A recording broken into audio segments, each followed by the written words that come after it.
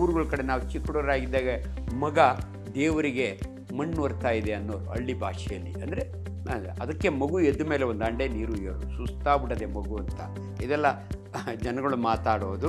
ಒಬ್ಬ ಮನುಷ್ಯ ಎಷ್ಟು ನಿದ್ದೆ ಮಾಡಬೇಕು, ಇದರಲ್ಲಿ ಭಾಳ ಕನ್ಫ್ಯೂಷನ್ಸ್ ಇದ್ದಾವೆ. ನಮ್ಮ ಮೆಟಬಾಲಿಸಮ್ ಇವಾಗ ನೋಡಿ, ನಾನು ಮಾತನಾಡುವಾಗ, ನಡೆದಾಡುವಾಗ, ಓಡಾಡುವಾಗ ಎಲ್ಲದಕ್ಕೂ ಮೆಟಬಾಲಿಸಮ್ ಆಗ್ತಾ ಇರುತ್ತೆ. ಅಂದರೆ ಎನರ್ಜಿ ಖರ್ಚಾಗ್ತಾ ಇರುತ್ತೆ. ನಿದ್ರೆಯ ಸಮಯದಲ್ಲಿ ಅದು ಕಡಿಮೆ. ಮೈ ಪರ್ಸನಲ್ ಎಕ್ಸ್ಪೀರಿಯನ್ಸ್ ನಿಮ್ಗೆ ಹೇಳಬೇಕು ಅಂದರೆ, ಮಲಗಿದಾಗ ನಿದ್ದೆ ಬರಲಿಲ್ಲ ಅಂದರೆ ಬರಲಿಲ್ಲ ಅಂತ ಬೆಡ್ನಾಗ ಒದ್ದಾಡಬಾರ್ದು. ಎದ್ದು ಬಂದು ಕಂಪ್ಯೂಟರ್ ಮಾಡಿ, ಇಲ್ಲಾಂದರೆ ಭಗವದ್ಗೀತೆ ಓದಿ, ಅಂದರೆ ಧ್ಯಾನ ಮಾಡಿ. ಈಗ ನಾನು ಮಾತಾಡೋಕೆ ಹೊರಟಿರೋದು ಸ್ಲೀಪ್ ಡಿಸಾರ್ಡರ್ಸ್. ಚೆನ್ನಾಗಿ ನಿದ್ದೆ ಮಾಡೋದು ಬೇರೆ, ಬಟ್ ನಿದ್ದೆ ಮಾಡಿದಾಗೆ ಅನೇಕ ಡಿಸಾರ್ಡರ್ಸ್ ಇರ್ತವೆ. ಆ್ಯಕ್ಚುಲಿ ಇದು ಸೈಕ್ಯಾಟ್ರಿಸ್ಟ್ ನಿಮಗೆ ಚೆನ್ನಾಗಿ ಹೇಳ್ತಾರೆ, ಬಟ್ ನಾನು ಪ್ರಿಪೇರ್ ಆಗಿ ನಿಮಗೆ ಇನ್ಫಾರ್ಮೇಷನ್ ಕೊಡ್ತಾ ಇದ್ದೀನಿ. ಇದು ಯಾಕಂದರೆ ಪ್ರತಿಯೊಬ್ಬ ಮನುಷ್ಯನಿಗೂ ಇಂಪಾರ್ಟೆಂಟು.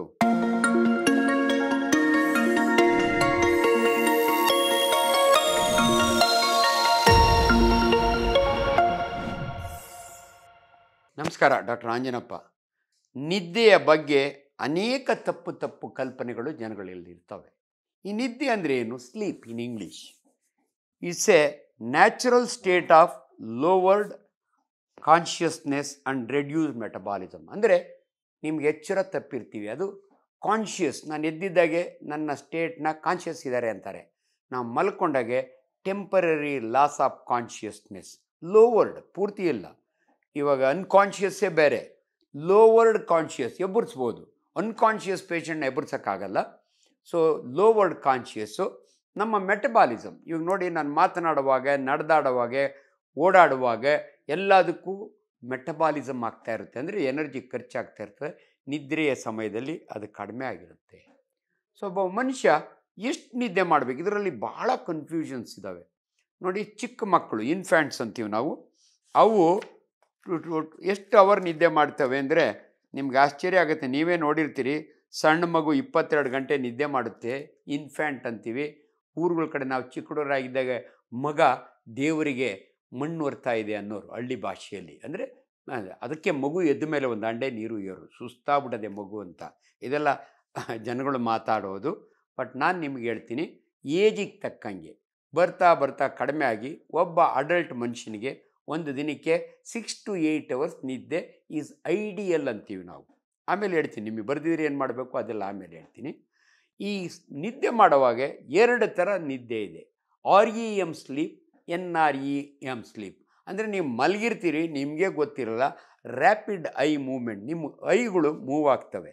ಅದನ್ನು ರ್ಯಾಪಿಡ್ ಐ ಮೂವ್ಮೆಂಟ್ ಸ್ಲೀಪ್ ಅಂತೀವಿ. ಒಬ್ಬ ಮನುಷ್ಯ ರಾತ್ರಿ ಬೆಡ್ನ ಮಲಗ್ದ ಅಂದರೆ ರಾತ್ರಿ 10 ಗಂಟೆಯಿಂದ ಬೆಳಗ್ಗೆ 6 ಗಂಟೆವರೆಗೂ ಈ 2 sleep, rapid eye movement sleep, no rapid eye movement sleep alternate ಬರ್ತಾ ಇರ್ತವೆ. ಈ ರ್ಯಾಪಿಡ್ ಐ ಮೂವ್ಮೆಂಟ್ ಸ್ಲೀಪ್ನಲ್ಲಿ ನಿಮಗೆ ಕನಸುಗಳು ಬೀಳ್ತವೆ, ಎಚ್ಚರ, ಗಾಬರಿ ಆಗುತ್ತೆ. ಇವೆರಡು ಡಿಫ್ರೆಂಟ್ ಟೈಪ್ಸ್ ಆಫ್ ಸ್ಲೀಪ್ಸ್. ಅದು ಆಲ್ಟರ್ನೇಟ್ ಆಗ್ತಾನೇ ಇರ್ತದೆ. ಇದನ್ನು ನಾವೆಲ್ಲೋ ಒಂದು ಕಡೆ ಈ ಸ್ಲೀಪಲ್ಲಿ ಈ ರೀತಿ ಇರುತ್ತೆ ಅನ್ನೋದನ್ನು ನೀವು ಅರ್ಥ ಮಾಡ್ಕೊಳ್ಳಿ.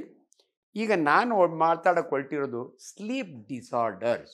ಚೆನ್ನಾಗಿ ನಿದ್ದೆ ಮಾಡೋದು ಬೇರೆ, ಬಟ್ ನಿದ್ದೆ ಮಾಡಿದಾಗೆ ಅನೇಕ ಡಿಸಾರ್ಡರ್ಸ್ ಇರ್ತವೆ. ಆ್ಯಕ್ಚುಲಿ ಇದು ಸೈಕ್ಯಾಟ್ರಿಸ್ಟ್ ನಿಮಗೆ ಚೆನ್ನಾಗಿ ಹೇಳ್ತಾರೆ, ಬಟ್ ನಾನು ಪ್ರಿಪೇರ್ ಆಗಿ ನಿಮಗೆ ಇನ್ಫಾರ್ಮೇಷನ್ ಕೊಡ್ತಾ ಇದ್ದೀನಿ. ಇದು ಯಾಕಂದರೆ ಪ್ರತಿಯೊಬ್ಬ ಮನುಷ್ಯನಿಗೂ important. The first sleep disorder insomnia. ನಿದ್ದೆನೇ ಬರಲ್ಲ, ಅದೇ ಫಸ್ಟ್ ಕಂಪ್ಲೇಂಟ್. ನಿದ್ದೆನೇ ಇಲ್ಲ ಡಾಕ್ಟ್ರೆ, ಒಂದು ವಾರ ಆಯಿತು, 15 ದಿನ ಆಯಿತು. ಇನ್ಸೋಮ್ನಿಯಾ ಅಂತೀವಿ ನಾವು ಅದನ್ನು. ನಿದ್ದೆ ಬರಲಿ ಯಾಕೆ ಆಮೇಲೆ ಹೇಳ್ತೀನಿ ನಾನು. ನಾರ್ಕೋಲೆಪ್ಸಿ ಅಂದರೆ ಇದು ಅನ್ನೋದರ ಪದ. ಎದ್ದಿರೋಕ್ಕೆ ಆಗಲ್ಲ, ಕಾನ್ಫರೆನ್ಸ್ನಾಗ ಕೂತಿರ್ತೀರಿ, ಹಂಗೆ ನಿದ್ದೆ ಬರ್ತದೆ, ಎದ್ದೋಳೋಣ ಅಂತೀರಿ, ಎದ್ದೊಳಗ. ಇದನ್ನು ನಾರ್ಕೋಲೆಪ್ಸಿ ಅಂತೀವಿ. ಅಂದರೆ ಕುಂಭಕರ್ಣ ನಿದ್ದೆ, ಅದು ನಾರ್ಕೋಲೆಪ್ಸಿ.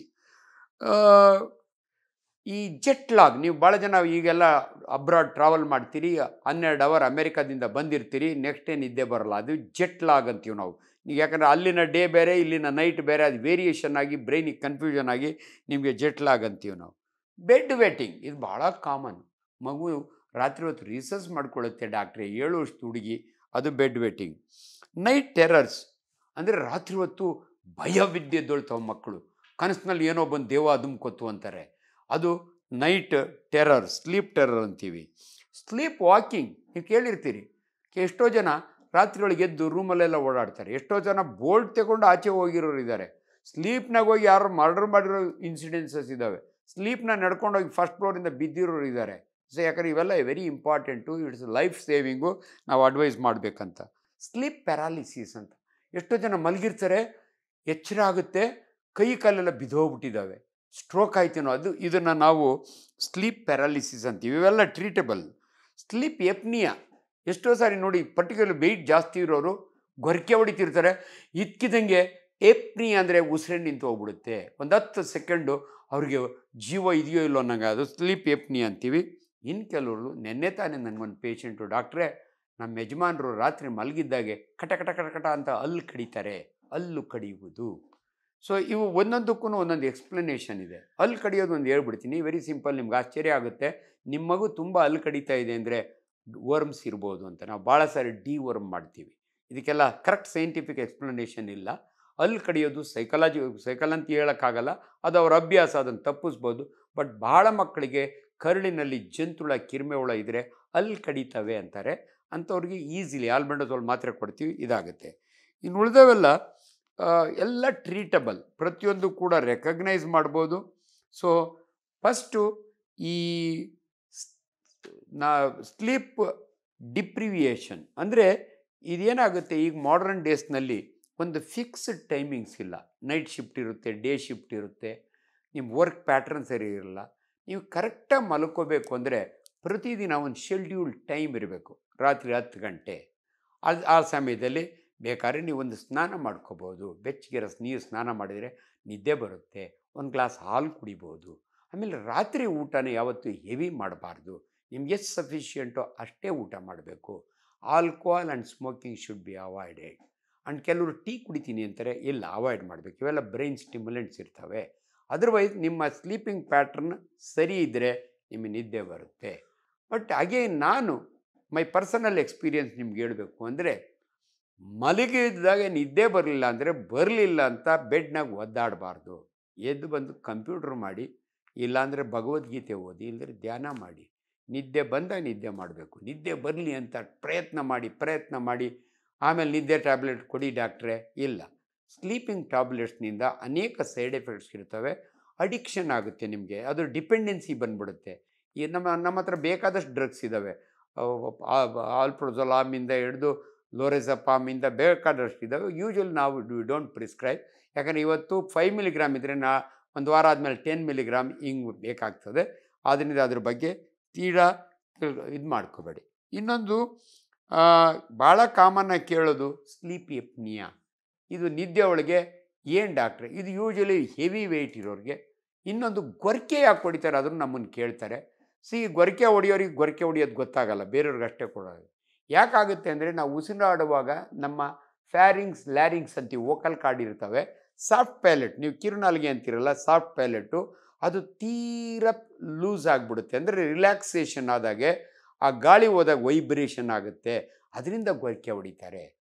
ಅಂಥವ್ರನ್ನ ನೀವೊಂದು ಚೂರು ಸೈಡಿಗೆ ತಿರುಗಿಸಿ ಮಲಗಿಸಿದ್ರೆ ಗೊರಕೆ ನಿಂತು ಹೋಗ್ಬೋದು, ಅಥವಾ ಎಬ್ಬರಿಸಿ ಮಾತಾಡಿಸಿ ತಿರುಗಿ ಮಲಗಿಸ್ಬೋದು. ಬಟ್ ಅಲ್ಲಿಗೂ ಹಂಗೆ ಇತ್ತು ಅಂದರೆ ಸ್ಲೀಪ್ ಎಪ್ನಿಯಾ ಟ್ರೀಟ್ಮೆಂಟ್ ಅಂತಲೇ ಇರುತ್ತೆ. ಸ್ವಲ್ಪ ಹೈಯರ್ ಸೆಂಟರ್ಸ್ಗೆ ಹೋದರೆ ENT ಡಾಕ್ಟ್ರು ನೋಡಿ ನಿಮಗೆ ಕೆಲವು ಸರ್ಜರಿನೂ ಇದೆ. ನಿಮ್ಮ ಕಿರುನಾಲಿಗೆ ತುಂಬ ಉದ್ದ ಇದ್ದರೆ ಕಿರುನಾಲಿಗೆನ ಕಟ್ ಮಾಡ್ತಾರೆ, ಅಥವಾ ಅದನ್ನು ಪ್ಲಾಸ್ಟಿ ಮಾಡ್ತಾರೆ, ಇದೆಲ್ಲ ಇದೆ. First of all weight reduction ಮಾಡಲಿಕ್ಕೆ ಹೇಳ್ತಾರೆ. ಸೊ ಇದಕ್ಕೆಲ್ಲ ಗೊರಕೆ ಹೊಡೆಯೋದಕ್ಕೆ ಸ್ಲೀಪ್ ಎಪ್ನಿಯಾಗು. ಸ್ಲೀಪ್ ಎಪ್ನೊಳಗೆ ಏನಾಗುತ್ತೆ ಅಂದರೆ, sudden brain REM and NREM sleep ನಡೀತಾ ಇರ್ತದೆ. ಇದ್ಕಿದ್ದಂಗೆ 10 ಸೆಕೆಂಡು ಉಸಿರು ನಿಂತು ಹೋಗುತ್ತೆ. ಅವಾಗ ಅಲರ್ಟ್ ಆಗ್ತಾನೆ, ಬ್ರೈನು ಮತ್ತೆ ಎಬ್ಬರಿಸುತ್ತೆ, ಮತ್ತೆ ರೀಸ್ಟಾರ್ಟ್ ಮಾಡ್ಕೊಳ್ಳುತ್ತೆ. ಯಾರೂ ಸತ್ತೋಗಲ್ಲ, ಇದಂತೂ ಇಲ್ಲ. ಭಾಳ ಅಪರೂಪದಲ್ಲಿ ಸ್ಲೀಪ್ ಎಪ್ನಿಯೊಳಗೆ ಡೆತ್ತು ಆಗಿರೋದಿದೆ. ಬಟ್ ನಿಮಗೆ ಆ ರೀತಿ ಇದ್ದಾಗೆ ನಿಮ್ಮ ಮನೆಯವರು ಅಲರ್ಟ್ ಆಗಬೇಕು. ನಮ್ಮ ಮನೆಗೆ ಯಾರಾದರೂ ಗೊರಕೆ ಹೊಡಿತಿದ್ದಾರೆ ಅಂದರೆ ಕೆಲವು ಸೆಂಟರ್ಗಳಿಗೆ ಹೋದರೆ ಸ್ಲೀಪ್ ಎಪ್ನಿಯಾಗೇ ಒಂದು ಟ್ರೀಟ್ಮೆಂಟ್ ಇದೆ, ಅದು ಮಾಡಿಕೊಡ್ತಾರೆ. ಅದೊಂದು ಭಾಳ ಸಾರಿ. ಇನ್ನು ಕೆಲವು ವಿಚಾರಗಳು ಪರ್ಟಿಕ್ಯುಲರ್ಲಿ ಅವಲೇ ನಾನು ಹೇಳಿದೆ, ನಾರ್ಕೋಲೆಪ್ಸಿ, ನಿದ್ದೆ ಅಂದರೆ ನಿದ್ದೆ. ಇಂಥವ್ರಿಗೆ ನಾವು ಎಲ್ಲೋ ಒಂದು ಕಡೆ ಸ್ಟಿಮ್ಯುಲೆಂಟ್ಸ್ ಇರ್ತವೆ, ಬೇರೆ ಬೇರೆ ನ್ಯೂರಲಾಜಿಕಲ್ ಡ್ರಗ್ಸ್ ಇರ್ತವೆ. ಅದೆಲ್ಲ ನಾನು ಇವಾಗ ಪದ ತಗೊಳ್ಳಲ್ಲ, ಬಟ್ ಅದಕ್ಕೆ ಟ್ರೀಟ್ಮೆಂಟ್ ಇದೆ. ದಯವಿಟ್ಟು ಸ್ಲೀಪ್ ಡಿಸಾರ್ಡರ್ಸ್ಗೆ the best consultant is a psychiatrist. ಅವರು ಕೌನ್ಸಿಲಿಂಗ್ ಮಾಡ್ತಾರೆ ನಿಮಗೆ. ಈವನ್ ಬೆಡ್ ವೆಟ್ಟಿಂಗು ಅಷ್ಟೇ. ನೀವು ಸೈಕ್ಯಾಟ್ರಿಸ್ಟ್ ಕರ್ಕೊಂಡೋದ್ರೆ ಕೌನ್ಸಿಲಿಂಗ್ ಮಾಡ್ತಾರೆ. ನೀವೇ ಮಗುಗೆ ಎದುರಿಸೋದು, ಬರೆ ಇಡೋದು ದಯವಿಟ್ಟು ಅವೆಲ್ಲ ಮಾಡೋಕ್ಕೆ ಹೋಗಬೇಡಿ. ಕೆಲವು ಏಜಿಗೆ ಬಂದಮೇಲೆ ಆಟೋಮೆಟಿಕಲಿ ಸ್ಟಾಪ್ ಆಗುತ್ತೆ. ಅಲ್ಲಿಗೂ ಸ್ಟಾಪ್ ಆಗಲಿ. 16 ವರ್ಷದ ಹುಡುಗಿ ಬೆಡ್ ವೆಟ್ ಮಾಡ್ಕೊಡ್ತಾಳೆ ಅಂದರೆ ನಿಮಗೆ ಟೆನ್ಷನ್ ಶುರುವಾಗ್ತದೆ. ಮುಂದೆ ಬೇರೆ ಮನೆಗೆ ಮದುವೆ ಮಾಡಿಕೊಡ್ಬೇಕು, ಹಿಂಗಾದರೆ ಹೆಂಗೆ ಅಂತ.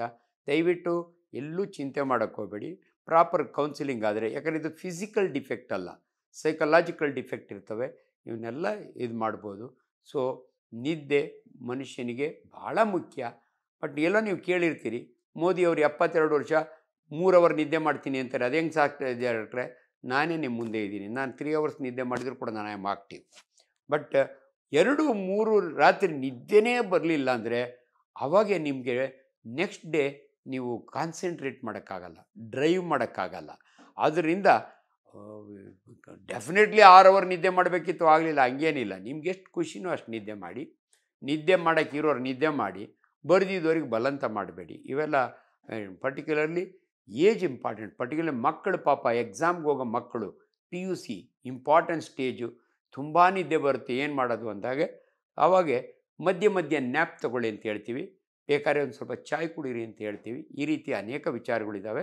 ಬಟ್ ನಿಮಗೆ ಓವರಾಲ್ ಒಂದು ಔಟ್ಲುಕ್ ಕೊಟ್ಟಿದ್ದೀನಿ. ಬೇರೆ ಏನಾದರೂ ಇದ್ರ ಬಗ್ಗೆ ವಿಚಾರಗಳಿದ್ದರೆ ಡೆಫಿನೆಟ್ಲಿ ನೀವು ಕನ್ಸಲ್ಟ್ ಯುವರ್ ಕನ್ಸಲ್ಟೆಂಟ್, ನಿಮ್ಮ ಫ್ಯಾಮಿಲಿ ಡಾಕ್ಟ್ರಿಂದ. ಯೂಶ್ವಲಿ ನಿಮಗೆ ಕಡಿಮೆ ದುಡ್ಡಿಗೆ ಟ್ರೀಟ್ಮೆಂಟ್ ಆಗೋದು ಅಂದರೆ ಮೆಡಿಕಲ್ ಕಾಲೇಜ್ ಹಾಸ್ಪಿಟ್ಲ್ಗಳು, ಟೀಚಿಂಗ್ ಹಾಸ್ಪಿಟಲ್. ನಮ್ಮ ಕಿಮ್ಸ್ ಇದೆ. ನಮ್ಮ ಡಿಪಾರ್ಟ್ಮೆಂಟಿಗೆ ಬಂದರೆ ಸೈಕ್ಯಾಟ್ರಿ ಡಿಪಾರ್ಟ್ಮೆಂಟ್ಗೆ ನಿಮಗೆ ಭಾಳ ಕಡಿಮೆ ದುಡ್ಡಿನಲ್ಲಿ ಒಳ್ಳೆ ಅಡ್ವೈಸ್ ಮಾಡಿ ಕಳಿಸ್ಬೋದು, ಯಾವುದೇ ಮೆಡಿಕಲ್ ಕಾಲೇಜು.